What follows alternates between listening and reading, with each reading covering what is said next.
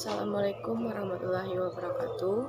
Perkenalkan, nama saya Ira Oktavia, NPM 2010112111045. Saya berasal dari kelas IH1A.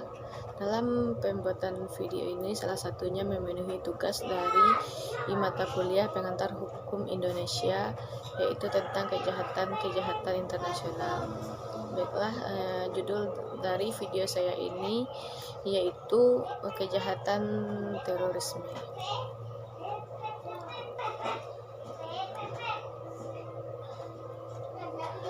Pengertian terorisme. Kata teroris dan terorisme berasal dari kata Latin yaitu terere, yang artinya membuat gemetar atau menggetarkan. Kata teror juga bisa menimbulkan kengerian, akan tetapi sampai saat ini belum ada definisi terorisme yang bisa diterima secara universal.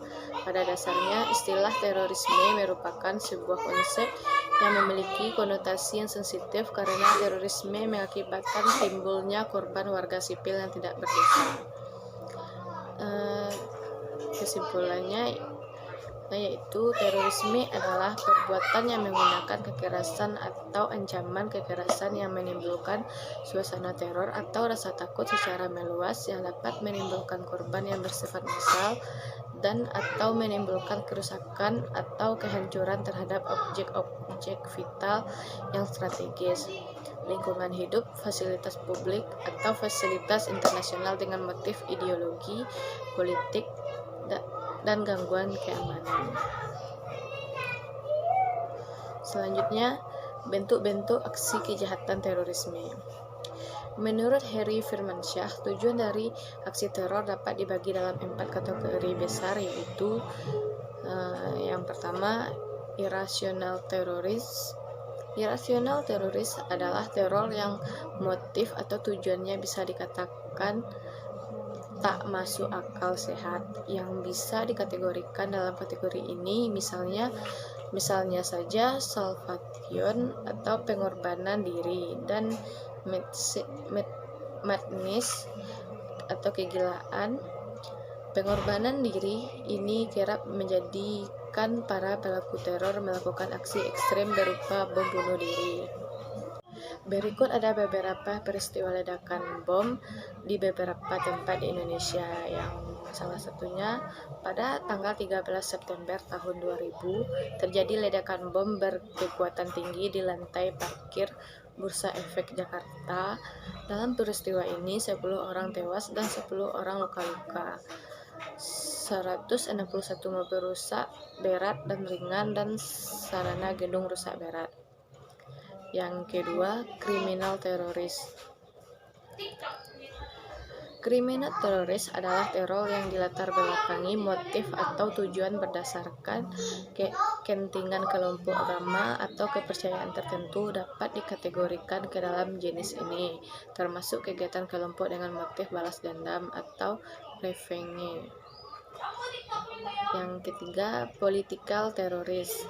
Pada praktiknya, ada beberapa yang mencolok mengetahui tujuan yang ingin dicapai oleh political teroris di mana mereka berada.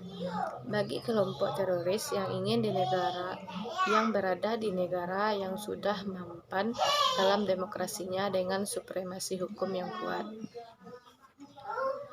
tujuan mereka adalah mengubah kebijaksanaan, sementara kelompok teroris yang berada di dalam negara yang belum mapan institusi demokrasinya dan supremasinya, maka tujuan mereka pada umumnya adalah merombak struktur politik. Persamaannya adalah teror sebagai alat yang digunakan untuk menekan atau mengubah keseimbangan. Yang keempat, state teroris. Istilah state teroris ini semula dipergunakan PBB ketika melihat kondisi sosial dan politik di Afrika Selatan, Israel, dan negara-negara Eropa Timur. Kekerasan negara terhadap warga negara penuh dengan intimidasi dan berbagai penganiayaan serta ancaman lainnya banyak dilakukan oleh oknum negara termasuk penegak hukum. teror oleh penguasa negara, misalnya penculikan aktivis. Yang selanjutnya, alat bukti dalam tindak pidana teroris.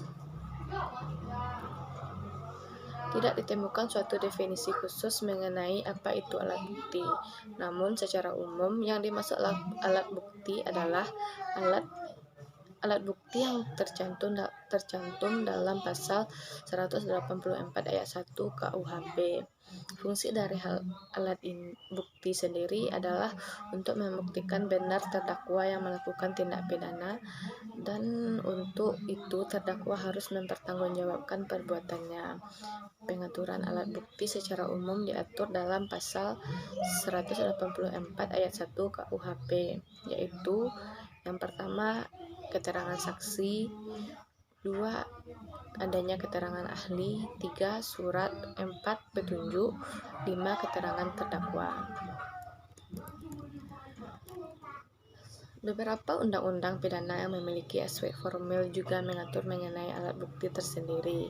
Meskipun demikian, secara umum alat bukti yang diatur dalam pasal 27 Undang-Undang Nomor 15 Tahun 2003 tentang Pemberantasan Tindak Pidana Teroris sebagaimana berikut.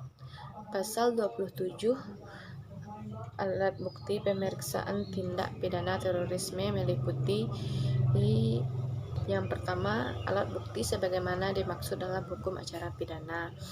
Yang kedua, alat bukti lain berupa informasi yang diucapkan, dikirimkan, diterima, atau disimpan secara elektronik dengan alat optik atau yang serupa dengan itu.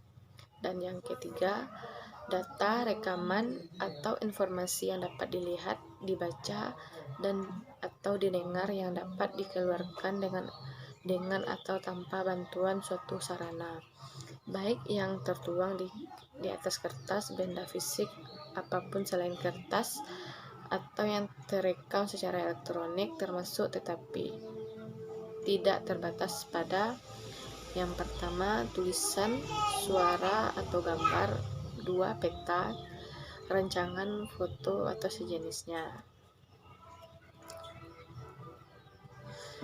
Selanjutnya, sanksi hukum tindak pidana terorisme dalam Undang-Undang Nomor 15 Tahun 2003. Sanksi hukum mengandung inti berupa suatu ancaman pidana kepada mereka yang melakukan pelanggaran peraturan atau norma. Sanksi mempunyai tugas agar peraturan yang sudah diterapkan itu ditaati dan dilaksanakan.